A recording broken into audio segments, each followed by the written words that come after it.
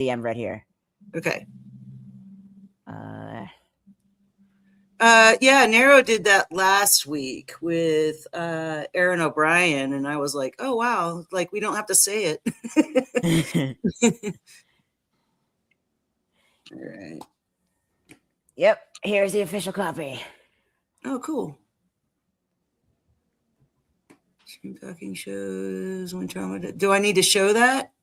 Oh crap! I don't even have the asset going. Oh geez. Banners. There we go. Show. There we go. There we go. All right. I'm not showing live on my end yet. I'm live on my end. Twitch is good. Sometimes I have to just tune into yours for some reason. Yeah, because mine is the one that usually works. Yeah. All right. Let me find you. There we are. Okay. And yeah, we still don't have many people. So Sharon, I'll like be looking off to the side a lot because I like to watch the chat and interact with them. So I'm going to throw up some hearts. Hearts. Smash the hearts. And I'm seeing chat on Substack as well. Oh yeah, here we go. So yeah, so so the shared oh my god, the shared live works. So here we are. We're both looking at the same thing now. Cool. All right. Wait for people to show up. I like to say happy Father's Day to people that play both roles. So I'm not sure what your situation is, Sharon, but I have a wonderful husband. Oh, good. That's trying good to record me right now against my will. Yeah, I have to play both roles for my adopted love kid. a supportive husbando. Oh my goodness. All right, let's see. We got one person in chat. I think that might be me. Yeah. This might be solely me. Or it might be me too. Might be me, yeah. Let's see.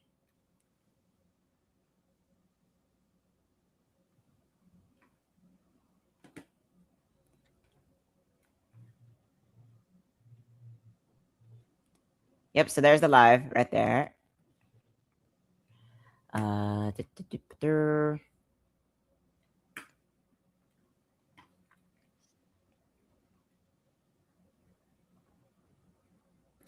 Kimmy's here. All hail the subscription fairy.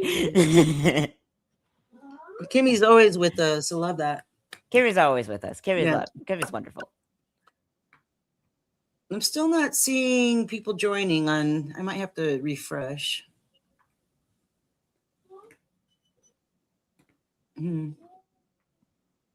Oh, you guys are good. I wonder if, let's see. Oh, you guys are fine. You had a late brekkie. You can have a late dinner. Fairy babies. Mother, I demand sustenance. Okay, Tig. Somehow you get this. You're seeing people in the chat more than me because I don't even see Kimmy. So oh my god! I think we might be. I think I might be like. Yeah, we're like still streaming in two places, mind you, because I did the double stream. Yeah.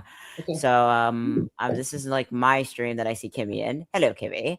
And Joe just joined. Oh, here. I'm gonna pull up your live as well in a different tab, so we have all three running simultaneously, and then I can see who's in whose stream. There we go. Oh yeah, I see your hearts. There we go. Yeah. All right. We have Kimmy, Joe. Hang tight, y'all. You know how we roll. We wait until people join, and then we get going.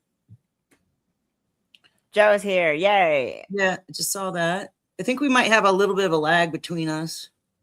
A little bit, because we're doing like a joint live on Substack. Because it's still technically the same stream key, so. Yeah.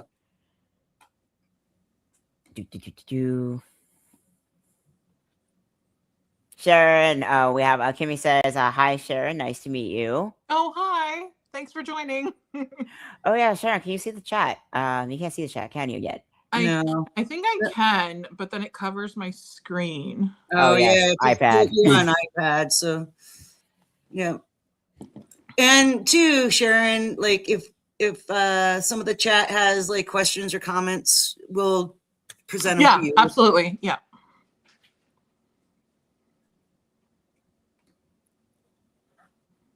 Hello. Oh my goodness. Hello. 4 minutes in. 4 minutes. Okay, let's see. 4 minutes later. 4 minutes later with the French with the French. Like, Tom Kenny is a freaking genius actor. He is. He deserves an award so many times over. Oh my god! I was like making this joke earlier. I've been like binge watching like a lot of episodes and clips from like the second season of SpongeBob for some reason this past week, and it's been freaking hilarious because I actually saw there was a YouTube on a off clip from like 12 years ago. This video was a panel from like original cast of SpongeBob, and they're doing like a full like Comic-Con panel from like 2012, I think it was. And apparently the episode where like the bad words episode where they're like or the nautical noises like censoring the bad words in this episode, in order to record that they actually like went full deal cursing and then put the bleeps over. Oh wow. And that tape will probably never see the light of day, but I wish. But could you imagine? Oh my god. Okay, Joe just said, I don't know the topic, so I responded with the topic, when trauma doesn't feel like trauma. Yeah, I'm bouncing between both. And I think we're looking at the same thing, honestly. Okay. It's joined, yeah. Yeah. Oh, yes. It did joined. It works. Yes, we can have one solid chat. Hello, Marnie. Yeah, Marnie. We're getting a few viewers. We're going to wait probably, I don't know, 2 or 3 more minutes, see how many we get, and then we'll get on with the show. Oh, yes.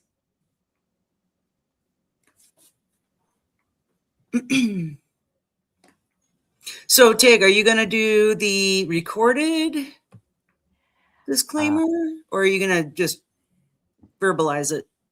I'll verbalize it for now, and then I'll get the solid audio, and I'll send it to your way via the share drive, so we can just plug it in you can plug it in as an asset every single time. Yeah. And I can get like my deep, like testosterone-filled announcer voice going. I've been practicing that, honestly. I can tell you like I mean, the HRT's been going great. I can do like a solid like impression of the guy from the Old Spice commercials. Oh yeah. He's like, "Hello, ladies. Look at your man now. Back to me. No, look at your man now. Back to me." You guys will get fed when I'm done. Oh my god. I don't know. What do you think? Guys just literally met on Substack while you. Oh wow! What a great connection to make. Yeah. Like I was saying, after I got diagnosed with bipolar. Oh, come on. Oh, it's crazy how he does it. One of many. Hello. Oh They're like, feed me. Mother, I demand sustenance. Trauma, the title to one of my songs, Scream Like a Yawn, Just Like a Yawn. Nice, Joe. Yeah, you'll have to share that. Ooh. Anyway, so I just did like a personal live right after I got diagnosed with bipolar. Yeah. And like I said, both Tig and my other co-hosts were in the chat. And I was like, hey, does anyone want to come on with me? And, and they both popped on live with me, and it just stemmed from there. So, yeah. Oh, that's awesome. Yeah. What do you think, Tig? How Substack is like, it's so different. The feel is just so different than any other social media platform. Yes. And people feel actually, well, I don't know, in my space, like, I don't know how it is outside my space, but like in my space, I feel like people feel safe to share their most personal things. And like, that really resonates with me, and it means a lot to me, which makes me in turn, like, want to share more. Yes. It's definitely a really good community, Yeah. It's a very special platform that's designed specifically for that, as an alternative to the whole social media problem that we face on a daily basis. It's not like engagement focused. Perspective on that really has been like for me, because I'm not like, I like to go and share on social media, but I'm not necessarily a consumer of social media.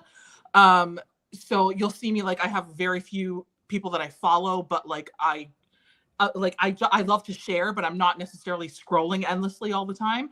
But it just to show you in context, like I've been on Instagram and Facebook for the last year, and between the two platforms, I've only like I can't break 150 followers because my platform is not visual. My platform is words, right? Yeah, it's words. But then I joined Substack, and I also eventually joined Threads just a few months ago. And between Threads and here, I have almost 1,000 followers. So it just shows you like it shows you the difference between like what you're meant to kind of go towards. And like if I was meant for a more visual platform, then Instagram and Facebook would be working for me. But I'm not. My platform is words, and that's what seems to be kind of taking hold and kind of moving the trajectory up. So that's how I found you. Yeah, exactly. Yes. And welcome in. Yes.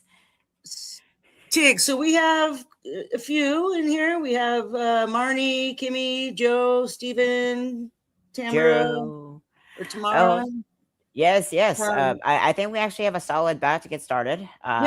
We're like 10 minutes in, so this is like a pretty good solid start. Okay, so as you all know in the chat, I'm Sushi, host of Mindhaven. I have my co-host Tig here. We want to give a warm welcome to Sharon. She has she writes on Substack side. So I will look up your website and post it in the chat so they can find you. Thank you. And today's topic is when trauma doesn't feel like trauma. Before we start, we always do a disclaimer. So we'll let Tig take the floor. I guess that's my cue then. Hello, everyone. Welcome to Mindhaven. Mindhaven is a weekly podcast and a safe space for discussing mental health topics and stories about mental health conditions for those with lived experience. We are not mental health professionals. If you are in crisis, please do not DM the host participants. Instead, see the sources and links for support and resources below. And without further ado, let's get started, shall we? All right. Welcome in, Sharon. Welcome in, Sharon. And this is your show, so you can introduce yourself, talk a little bit about your history, and the topic you would like to talk about. So obviously I'm Sharon, and I started writing on Substack about 7 months ago. I decided what brought it on was I had written a lot when I was a child growing up. It was kind of one of my outlets. My father was an alcoholic, and he was abusive to my mother, verbally abusive to me and my brother, sometimes physical with my brother. And my mother, I realized more and more as the years go on, was probably what would be considered now a narcissist. So dealing with two dynamics like that and then them intertwined, it really, it created obviously a really tense situation in the home, like every single day. It was just day in, day out. There was always something. So growing up, writing was one of my biggest outlets, whether I was writing poetry or, a rap lyric on a piece of paper or scrap paper, stories, all that kind of stuff, or writing in my diary. It was just always this outlet. And then I kind of lost it over the years. And then only recently, I actually wrote a post about this. My daughter, who's getting older now, I see her taking on writing a lot. It's a big outlet for her. In a very different way. Like she uses her writing creatively to have an imagination and to create these worlds for herself. Whereas I was using it to kind of escape reality. And to see that connection between us happening, it really reminded me when I saw her writing more and more over last summer, I kind of thought to myself, well, why did I ever stop? And so it got me started again. And then all of a sudden I found Substack and decided I would start sharing for the first time all this personal stuff, because I just, like I said to you before, it was just something where I felt like if I could help somebody resonate with something that I was going through, then that would mean the world to me, because I knew that I didn't have that growing up. I didn't have that outlet. I didn't have somewhere to turn where somebody was understanding everything that I was going through. So if I could make that possible for somebody else, that's what made me, like, encouraged me to share a little bit. Yes. So yeah, that's me so far. And I've got 2 kids and a wonderful husband. They're upstairs right now. My husband enjoyed his Father's Day today. So right now it's my time, and well, we're happy to have ready you. to get into it. Yeah. All right. You want to talk about a little bit about the trauma that doesn't feel like so this was one of my essays. I wrote it a few months ago, but then recently a lot of new people have found me, so I kind of re-released it, and it really ended up resonating with a lot of readers. So it's basically about when trauma doesn't feel like trauma because you're basically living inside it. It becomes normalized.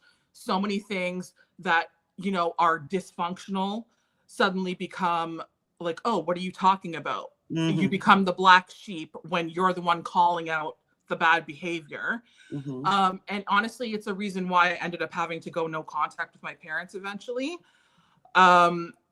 because it just became this dynamic where they couldn't kind of accept responsibility for everything that was going on.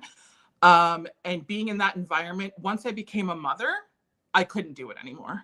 Like I just, if it was just me, I continuously think like, if it was just me, I think I would have put up with a lot more than I was willing to put up with once I became a mom. That really changed the game for me because I was just not willing to participate in passing on toxic behavior to my children because there was no change there. I gave my parents multiple opportunities for change. And that's like one of the things that people don't really realize about, you know, estranged adult children that go no contact. They get judged very harshly. And I've been online and I've been called a horrible mother. I've been called my father, who was an alcoholic and abusive, that he deserved better than what I'm giving, that I'm a terrible person. I'm a terrible example for my kids. All this stuff has been said to me that I should be more understanding to my father's situation. And it just kind of revealed this side of society that is willing to say, instead of looking at what the parent's behavior was, they're looking at the child. As the child, you had no choice in the situation you were brought into. But you have a choice as an adult whether you want to continue it or not. And that's where I decided no. Once I became a mom, the decision was no. And to be online and to have still society be saying, to be looking at my behavior as opposed to my parents, and nobody ever thinking, well, what did the parents have to do to possibly have a child turn away? And the thing is, a child at the end of the day never wants that. That's never the number one choice.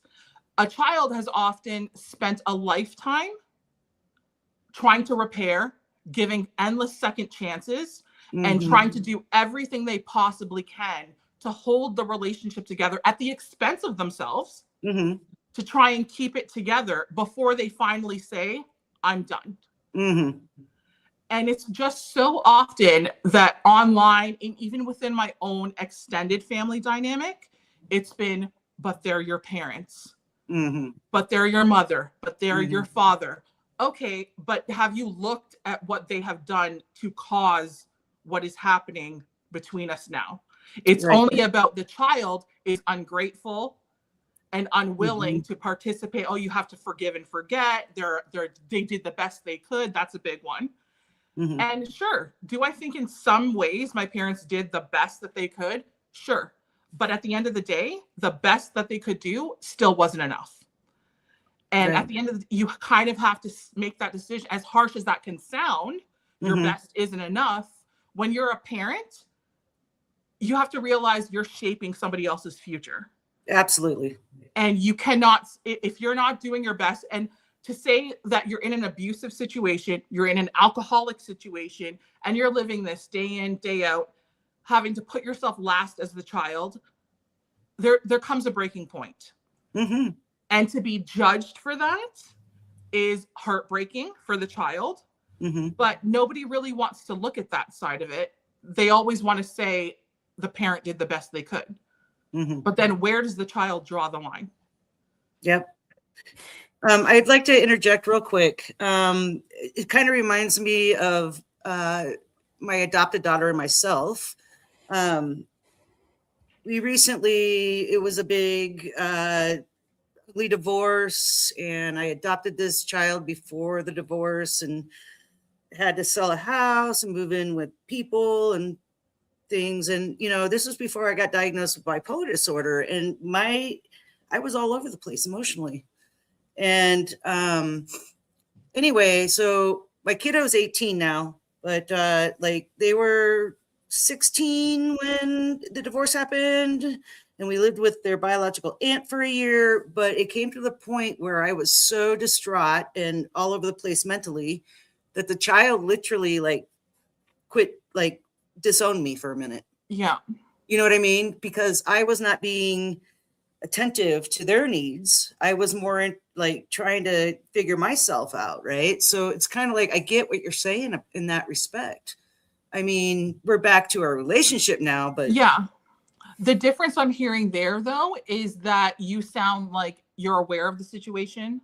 Yeah. Which brings, like, for my situation, if my parents took any, like, even just the modicum amount of accountability, remorse, sorrow, you know, regret, if any of that was expressed in sincerity, things might have gone a different way. Right? So there's a difference between saying, I'm a parent, I made a mistake, I did the best I could, and taking hold of that and trying to make the effort to change. Because when a child sees, like, okay, they're not perfect, of course, but they're trying to make a change, then of course you can still have that in the back of your mind, like there's hope. Yeah. But when there's no accountability, when there's no regret, when there's no taking any kind of responsibility for how you've shaped this person that was in your hands as a child in their formative years, there can be no repair. Yeah. Without accountability, there can be no repair. Yep. And repair a relationship that never existed in the first place. Exactly. Exactly. Where do you start? Where do you build from? There's no foundation there. And the foundation is truly on dysfunction, and you can't build anything from that. And so when I wrote this essay, When Trauma Doesn't Feel Like Trauma, I started thinking about about how uncomfortable I was using that word with myself in my situation. And I say in my essay, you know, the very definition of trauma is that you've done psychological damage. You've experienced psychological damage by, you know, extreme circumstances have been committed. And by its very definition, of course, my life had trauma in it. I watched my father beat my mother. I watched my father fall down in drunken rages, passing out on the family room floor, moaning all night in his sleep, keeping everyone up all night because he was blackout drunk. Watching my mother, you know, then they would have these knockdown, drag out fights. And then the next day, it was like nothing happened. Everything was swept under the rug. He would be physical with her. He would verbally abuse her. Sometimes me and my brother would get right in the middle of it as children trying to protect my mother. And the next day it was like, no, what's the big deal? Right. There was one very specific moment where they were fighting on and off for hours, swearing, breaking dishes in the kitchen. It was just going on and on and on. And my mom had this way of like poking. And she, like, my dad would walk away and she would follow him. And she would just continue. And so the next room and then into the next room. And like, they would just have these long antagonizer. Exactly. Yes. And then he would lose it and put hands on her, and it would just never end. And then the next day, and then he would pass out drunk. And then the next day she would just forget everything. And one time when this happened, she went into the room and watched TV with him, sat down like nothing had happened the night before. And I just thought to myself, like, I wasn't surprised, but I was like, how can you do that? How can you sit down next to the person and chit chat over a TV show after you were breaking dishes in the kitchen the night before, screaming, swearing in front of your children? All this was happening in front of your kids. And I pulled her aside and I said, because I was still mad, like, how weren't you? Yeah. I said, how are you not still angry? How can you sit there and watch TV with him as if nothing happened? And she just kind of smirked and went like, I know, and kind of walked away. Weird. How old were you at that point? At that point, I was in elementary school. I was I wasn't even 13 at that point. Wow. And I just said, like, how could you not hold him accountable for like anything? And in my mind, it was just, and I don't doubt that it was very much probably a survival tactic for her as well, to kind of sweep everything under the rug. But at the same time, when you have children in the situation, to kind of dismiss their experience in it as well, it makes you not able to trust your own feelings as a child. Yeah. Because then you grow up seeing all this horror, all this dysfunction, all this trauma, and you think to yourself, well, maybe I'm the one overreacting. Yeah. Right. It's the indirect gaslighting, the invalidation of it all. Exactly. I mean, the narcissist prayer, honestly, you're right. It's like, that didn't happen. And if it didn't happen, I didn't mean it. And if I did mean it, it was probably your fault. It is again and again and again. It just, Hey, really quick, Sharon. And Kimmy made a good point in the chat. Kimmy says, please tell Sharon that she's receiving a lot of love in the chat, and you are. Oh, thank you. Yeah, I've been so busy, like, kind of skipping back and forth that, you're getting a lot of love. So. Thank you so much. Yeah. I hope I hope what I'm saying is like resonating with people, because like in this essay especially, I've had so many comments from people talking about how, like, yes, like when you use the word trauma, even though you know up here, it was trauma, definition, it was trauma, here, it feels like I'm telling the little girl who survived everything something different. That I'm telling them that the survival is lessened because now you're labeling it as some traumatic event. It takes away what the strength that little girl had to show throughout all those years, because then it does something to me that my mom did all the time, which was play the victim. And that's always been my number one thing, that I don't want to play the victim, because my mom did it to a T. Sure. She was the one who, yes, she was in a horrible situation. I don't deny any of that. She was, married to an alcoholic who was abusive. She took on all the finances by herself. She had to hide money from my father. She took on a lot. But at the same time, she was willing to, she had a family who would have backed her. It wasn't the situation of, I'm in fear of my husband. I have nowhere to go. I have no job. I have no family. I have no way out. No, she stayed. Yes, she stayed because I think she was as addicted to him as he was addicted to alcohol. And that was the issue at the end of the day.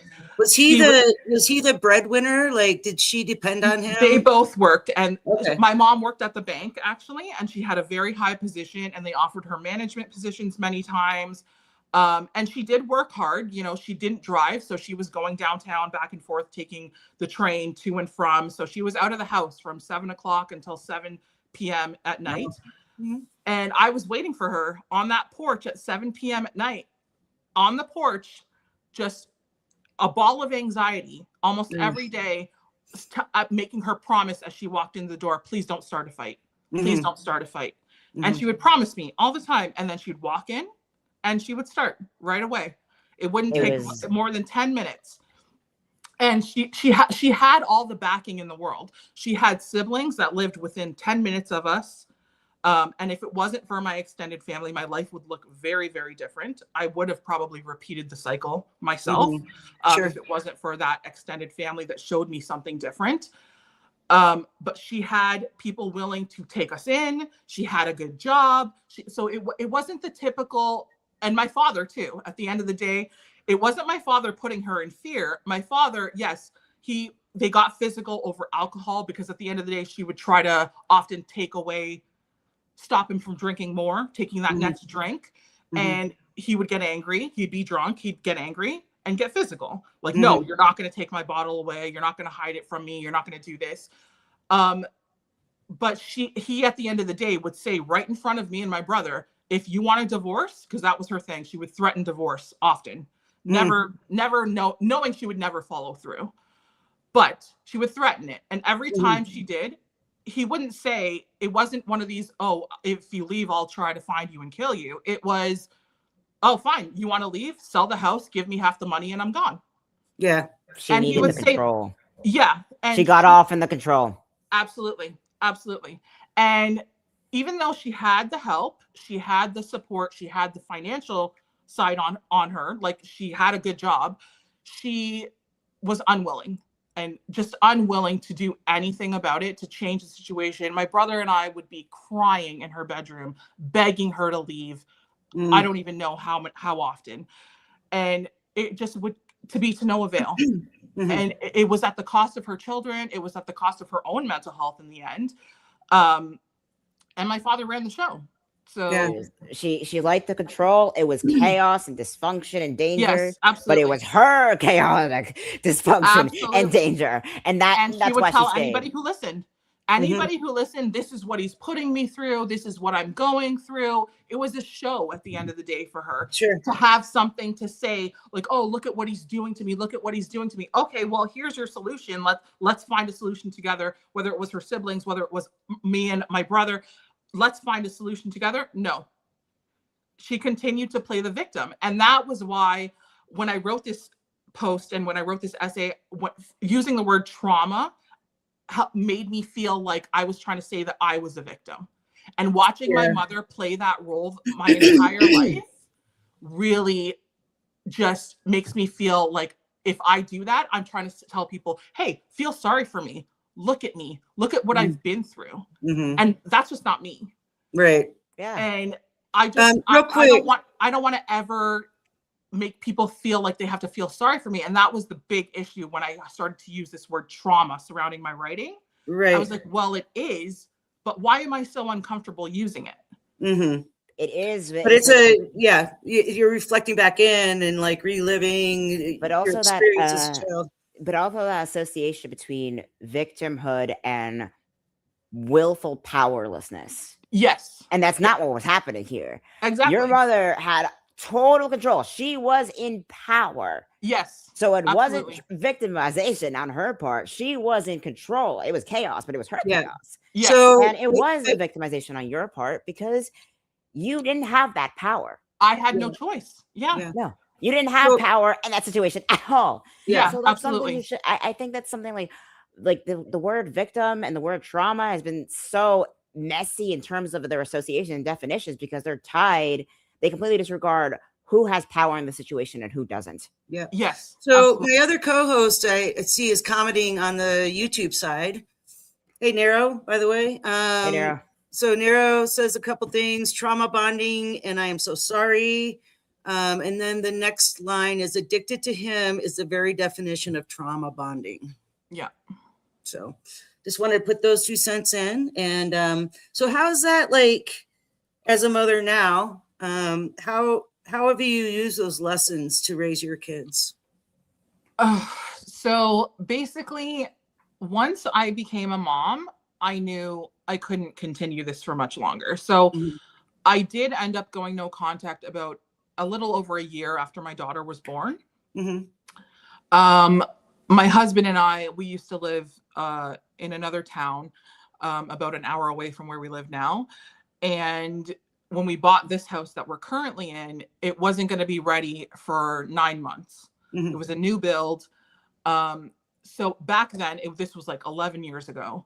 And he himself, he had heard all the stories and heard and been around my parents and knew to a certain extent, but he grew up in a relatively normal situation.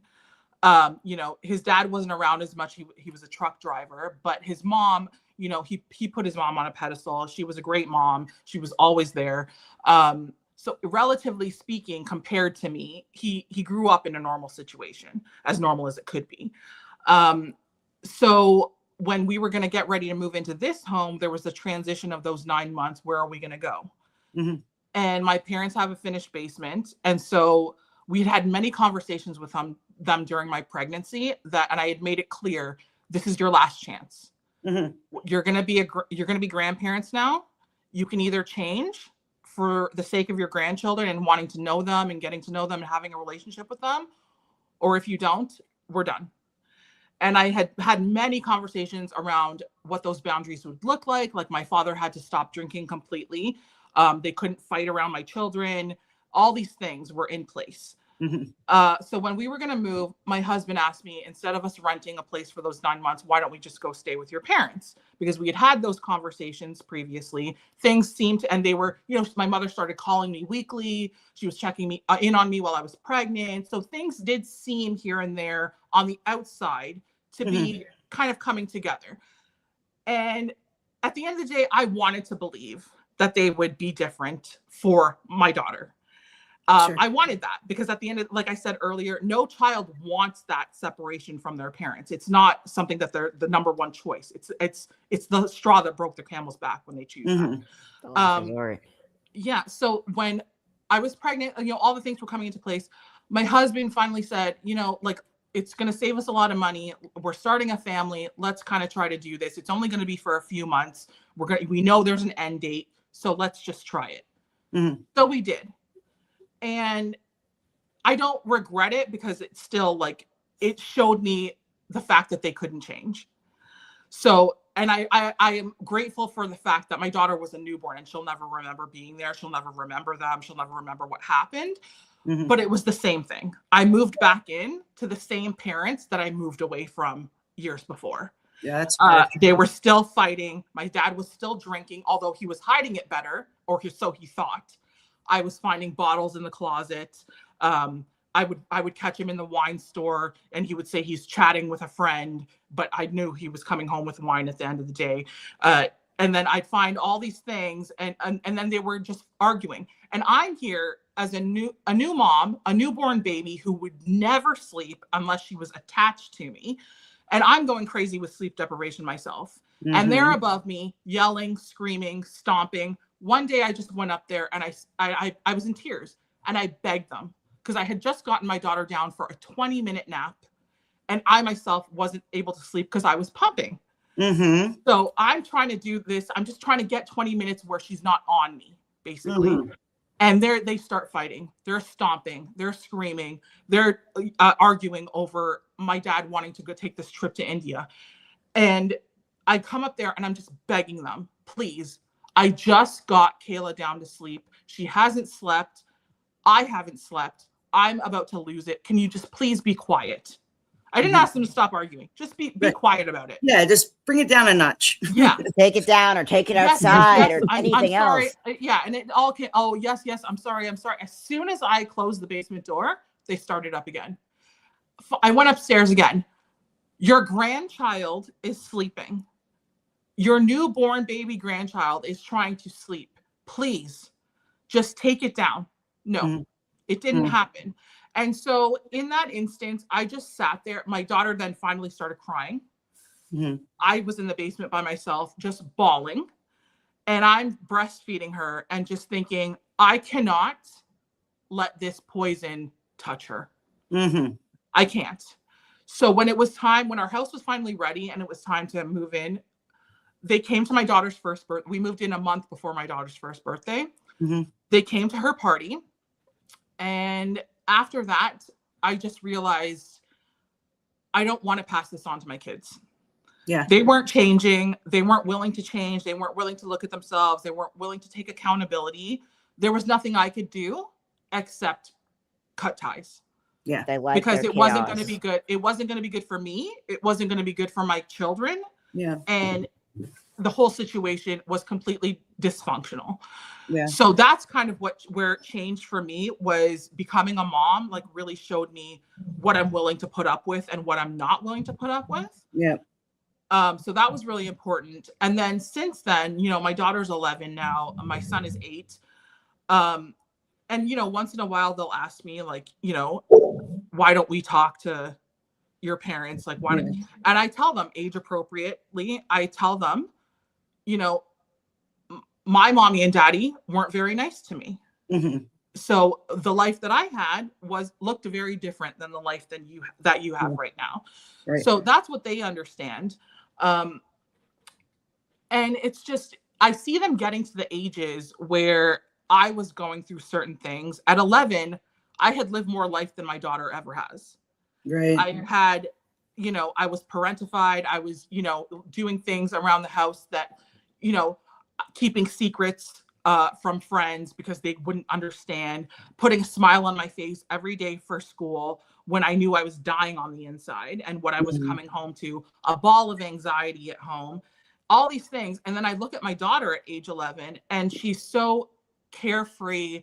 You know, she puts her head to the pillow and she sleeps every night without a worry in the world. And it's just, I wouldn't be able to imagine a life that would put those burdens on her that I had on me at that age. Absolutely. And that's where I kind of drew the line. And that's where it kind of made it really easy to kind of say, yes, I'm going to break the cycle. I'm not going to put on my kids what I had put on me. Great. Real quick, Joe, you can respond in the chat. Is that question for Sharon? Did you ever have a list of chores as a babysitter? I guess is the question. Like you were babysitting your parents, or I'm not sure if that's the question. So I did, yeah. So I did most of the housework. My parents were really old fashioned. Like we come from an Indian background. So a lot was put on my brother's older than me, but when it came to housework, a lot more was put on me than was put on him. And that's not his fault. Like it was just the way the dynamic was. Sure. But there was this expectation of me that wasn't ever put on him. Different expectations were put on him. Different burdens were put on him as the oldest son. But for me, it was more, it was more guilt put on me. Right. If I said no to something, I was guilted and guilted and guilted until I said, until I finally gave in. Whereas if my brother would say no to something, they would leave him alone. Yeah. So always has to stay. The daughter is not allowed to say no. Yes, absolutely. And that's the way the dynamic was. And don't get me wrong, my brother had a lot put on him as well, being the oldest and being a boy. And he got into physical altercations with my dad at certain points in life because once he got old enough to try to physically defend my mom, he would. And, you know, my father being in these, you know, drunken rages, had no regard for whether that was his son or not. It was just, you know, I want what I want when I want it. Yeah. And that was it. But yeah, I did have chores that needed to be done. But at the end of the day, they weren't so strict about them getting done because they were so intertwined within themselves that a lot of, like, we were neglected. We were really, really neglected. So at the end of the day, yes, I was told you have to do this, this, this, and this around the house, and it needs to get done. But was anybody checking up that it was really done? No. Yeah. It wasn't chores or like work for the sake of work. It wasn't like they didn't enforce chores as a means of control over you. Absolutely. You kind of just fell into the chores because someone had to get them done. And they were addicted to the chaos. Yeah. And then Joe makes another point. Like the chores were what kept you in line. Yeah. And okay. So I wouldn't say that I actually was in line especially during my teenage years. Sure. But looking back, I wouldn't say I was a rebel either, because in my home, it was like I was 16, 17, wanting to start to date boys and all that kind of stuff. That's the age you kind of do it. But for some reason, I was the oldest girl in my family among my cousins as well. So a lot of that stigma of like, oh, you're going to go out and date now, that was kind of put on me too. My cousin, who's 5 years younger than me, who is a girl, got away with a lot more than I did 5 years earlier. And so like I was wanting to do like these normal teenage things, go out and date, go out with my friends, you know, go to prom after party, things that my brother was allowed to do at my age. And I was getting told no and getting shown in a different light and getting displayed in a different light to my family because I wanted to do those things, which to me are normal as a teenager. Normal stuff. So there was a lot of stuff I ended up doing behind my parents' back, and not necessarily because it was bad, but because I wanted to live my life. Sure. Because I wasn't having a life within the confines of that home. It was abuse. It was dysfunction. It was nothing about me. So outside of those walls, I wanted to have a space. I wanted to be seen. I wanted to have friends and a boyfriend and have that kind of a life outside of those walls. And what it really did was teach me that I had to put on a mask. Yeah. Everywhere I went. Yeah. It's a form of malicious incompetence, honestly. Exactly. And, you know, I had to do that for survival, but I also had to do it to seem like I was normal amongst my peers.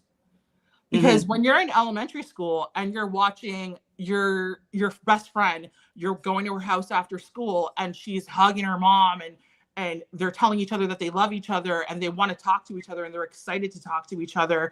And you're seeing these dynamics when you're this young age in elementary school, and then you know what you're going home to. It really changes at that such tender age. It changes the way you put yourself out into the world. Absolutely. And it puts on that mask and it forces you to wear all these things, but then you're going home and wearing a whole different suit of armor. So you're going out into the world going, oh, hey, I'm this happy-go-lucky kid and nothing's going on at home and I'm smiling and I'm laughing and all that. And then you go home and then you're having to put on this other suit of armor that's saying, well, I have to be strong enough to survive what's going on here too. So it's a lot of weight, and it is a lot of, again, it's a lot of trauma, and it shapes the way you become as an adult. And the reality is I'm in my 40s now, and I'm unpacking a lot of this stuff for the first time because I didn't really ever allow myself the space to kind of say, yes, you went through something. To process, yeah. Yeah. And it actually meant something. It meant more than what every adult back then was trying to sweep it under the rug. It wasn't, oh, it's no big deal. It wasn't, oh, you need to forgive and forget. It wasn't they're doing their best. This is what you went through, and you need to own it and process it and try and deal with it the way it needs to be dealt with finally. And I feel like I hit 40. Yeah, I feel like I hit 40 and I just said, I can't keep denying what happened to me anymore. Right. And that's where the writing came in.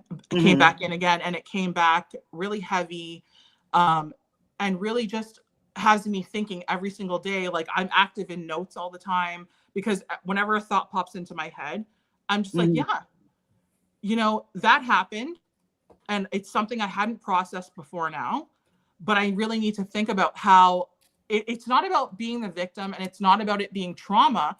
It's about learning how it's shaped me and how it's made me who I am now, and what I want to keep with me from it. Because there are things that I came out of it. I am a very strong person. I am very resilient. But then there's also the flip side of it. Well, but maybe I don't want to be strong anymore. Because in the past, strength looked like, oh, I have to feel like everything's okay. I have to put on this act. I have to put on this mask. I can't admit that I'm sad or upset or depressed or anxious. Now it looks like being vulnerable enough to admit that I am sad and anxious and depressed and all that stuff. Good for so you. That's where the strength has to come in now. The strength before was covering it all up. The strength now has to be being vulnerable enough to admit it. Exactly. Wow. Yes, it's not being like rigid as before. It's like being anti-fragile. Yeah, you don't have to be unbreakable. You just have to be the opposite of brittle. And I'm still working on that because I'm very much a person that has kept everything in my whole life. And, you know, my husband often says, like, you know, he never knows when, because I'm so stoic at times. He never knows when something's actually going on with me because I just always act like everything's fine. And it's now I'm to the point where I'm like, I have to stop doing that, just not only for the sake of my own mental health, but to show my kids, like, you don't have to hold everything in. Yeah. It's okay to cry. It's okay to reach out for help. Yeah. Exactly. And that's so important. It's so important to be able to ask for help. It's so important to, and I remember this when I was 17, I was at the worst of it. I was in high school, not going to classes. I was in bed all day.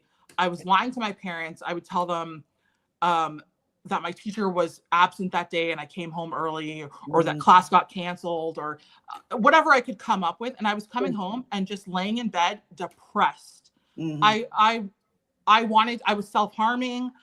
I had all this stuff going on because of what was going on at home. And finally, I couldn't take it anymore. I didn't know how long I was going to last, basically, for lack of a better word. And I finally decided, okay, I'm going to go to my mom. I need help. I don't know what else to do. And I went to her crying and telling her I didn't want to live anymore. I was depressed. I couldn't get out of bed. I couldn't go to school. I didn't know what else to do. Please get me some help. And she refused. Oh my gosh. I'm so sorry. She told me word for word, her words were, you don't have to talk to a doctor. Your mom is your best friend. And this was after 17 years of narcissism and her paying more attention to my father than her kids. Like, so I don't know where the best friend thing came in, but gaslighting. Really what it was at the end of the day was that she was ashamed and she didn't want to get me the help that I needed because it would make her look like a bad mom. Was the reality at the end of the day. And the reality of being all of this coming to light, and it was impossible to ignore at that point. Yes, absolutely. And when it was staring her right in the face, she still refused. And I remember shortly after I turned 18 and I went to my vice principal because I hadn't been to classes in weeks. I was at risk of not graduating out of some of my classes. And my vice principal said something to me that turned everything around and said, you're 18 now. You don't need your parents' permission to get the help that you need. And right after that, I went to my family doctor. I got a referral to a psychiatrist and everything kind of went from there. And I went into from 18, I was depressed probably from the time I was 13, 14. But by the time I got help at 18, I went into my mid 20s, on various medications, various doctors, all this kind of stuff, finally, until something settled and I kind of pulled myself back out. But it was with no help from my parents. Right. You had to do it all yourself. Yeah, because there was an image thing there. Yeah. And having to take that on so young and know that when I was at my lowest and you go to the people who you're supposed to trust most for help, it shapes the rest of your life. Oh, absolutely. Because it makes you, if you can't feel safe enough to go to your own parents as a teenager and say, I don't even want to be here anymore. And they refuse to get you the help that you need. It makes you mistrusting of every person after that. Sure. Yeah. Understandably.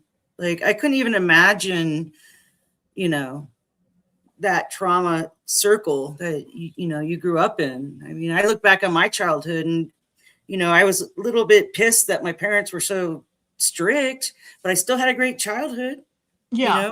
It was a good, loving home. We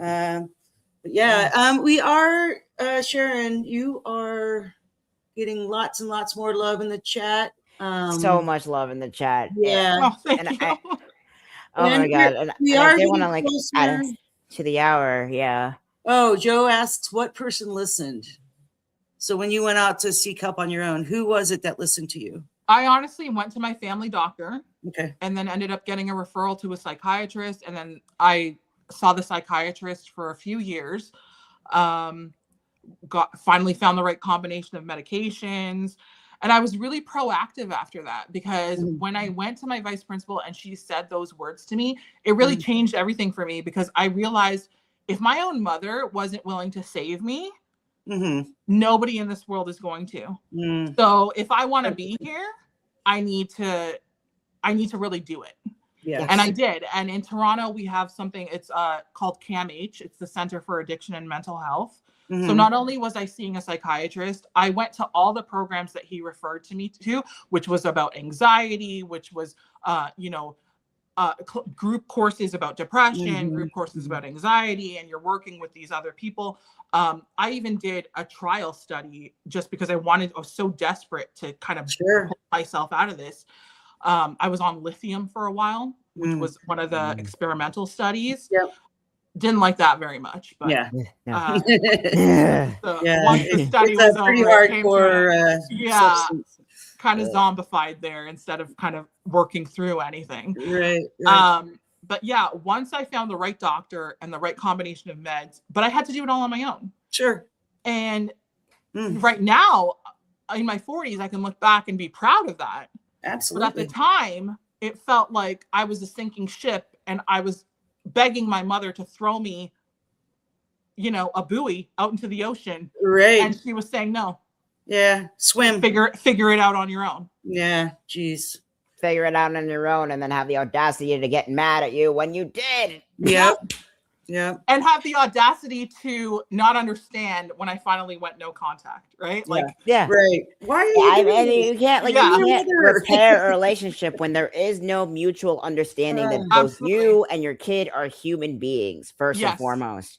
You can't treat your kid like an afterthought or a prop or a toy or property. Yeah. And then expect them to receive the same way. Sure. And that's the thing. You hit it right on the head there. Because that's what me and my brother were treated like. We were the props in their story. Right. We were there to protect her when she was getting hurt. We were there to intervene. We were there to get in between their fights. We were there for them to use. Yeah. The refs, the entourage. Yeah. The back end cleaning that they couldn't take care of themselves. It's weaponized incompetence. Yeah. Exactly. Yeah. Kimmy says, oh, no, she was saying hi to Torchbearer. I thought she was saying you were the Torchbearer. No, hi, Torchbearer. But yeah, I mean, you're not wrong, honestly. Yeah. And hey, you know what? We are getting to the top of the hour. This is, it goes by so fast. Yeah. It goes by so fast, Sarah. And I was so nervous, and now it's like, yeah. And you're welcome back anytime. Just reach out and say, hey, you know, I'd like to be on. But we do like to do this new thing at the end of every show because, you know, we talk about a lot of heavy stuff. Yeah. We would like to carve out a little bit of joy. So like you can think about something that happened recently or what brings you joy and share it. And we'll all do that. So you can go first, Sharon. Oh, recently, I would have to say, obviously, it would have to do with my kids. Yeah. Actually, this wasn't too recent, but one thing that comes to mind, and I told this story online. There was one day, me and my son were passing this ball back and forth, and he was like, "Mommy, pass me that toy," and I passed it to him, and he goes, "Okay, now do it again, but with more pizzazz." And I just lost it. That's awesome. Like, I'm sorry, I didn't know there were rules to how I had to pass you the toy. I didn't know there were styles to the passing of the ball. Constantly, like, stuff like that. He's just constantly coming out of his mouth, and he just makes me laugh every single day. That's amazing. And my daughter, on the other end of that, I see so much of myself in her, but in the best ways. Like her creativity about writing and, like, you know, she's thoughtful and she's imaginative. And, like, so those two things between the two of them, it's just, it's a good life. It's a good life. Oh, I love that. Oh my God. Tiny humans. What about you, Tig? What brought you joy recently? Something that brought me joy recently. Two things. I finished a major design prototype for a new invention I've been working on for a few years now. Oh, wow. It's patent worthy. I'm really, really excited for it. Because I may have accidentally made 2/3 of the mining industry obsolete without realizing it. Oh God. But on that note, other thing that brought me major joy, I got my paperwork lined up for top surgery at the end of the summer. Oh, good for you. I'm getting my top surgery done. Yeah, awesome, Tig. So Tig is transitioning female to male, right? Yeah. Oh wow! Yeah, Congratulations. I really love I just love taking the form of whatever suits my needs. Honestly, that's the non-binary aspect be happy of it. With your own body, right? Yeah, and I've been wanting to get top surgery for quite some time. It's been a long fight. It's been a long period of getting here, but I finally got the pamphlets, and I'm sending everything over to my provider. And now the consultation works through. And my friend, actually from upstate, I've been friends with like for 15 years. He actually owns a media company, and he joined me for like content creation going forward. And he's actually like, listen, dude, I can come by and just help you with like aftercare and stuff like that. I love that. Thank you. And so, yay! That's awesome. Congratulations. I'm going to have my muscly pecs that I've always wanted. You're gonna have to start pumping some iron. Oh my God, yeah, I'm trying to get to calisthenics more and more these days. Oh my God. Yeah. And for myself. So last weekend I was not able to join the live because I was up at about 10 to 11,000 feet in the mountains camping here in Utah. Nice. Little place called Fish Utah. Lake National Forest, and I went fishing, caught some fish. It was amazing. And one other thing that brought me joy. I had it on the tip of my tongue. Anyway, that was my big one. I was able to go do a little vacation. I work 2 jobs, and I got 3 dogs. I'm busy. I got a podcast, but yeah, so I was able to go escape for like 4 or 5 days. So that brought me a lot of joy. That's amazing. Lovely. Getting out in nature, going wilderness and whatnot. I love it. Yeah. No phone service, No phone service. Disconnected. It was great.